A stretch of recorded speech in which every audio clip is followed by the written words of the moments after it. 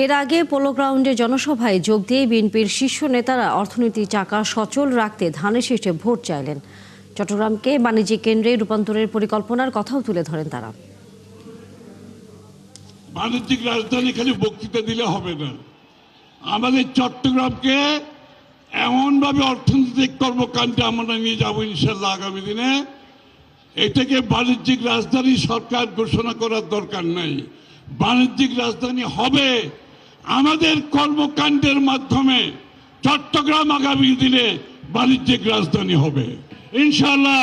আমরা আমাদের নেতার হাতকে শক্তিশালী করার জন্য আগামী 12ই ফেব্রুয়ারি ধানের শীষের প্রতীকে একটি করে ভোট দিয়ে বাংলাদেশের মানুষের এই স্বাধীনতার সার্বভৌমত্বকে অক্ষুণ্ণ রাখবো, আমাদের পরিকল্পনাকে এগিয়ে নিয়ে যাব এবং একটি শক্তিশালী গণতান্ত্রিক এবং সমৃদ্ধ বিকশিত বাংলাদেশ সৃষ্টিতে সহায়তা করব।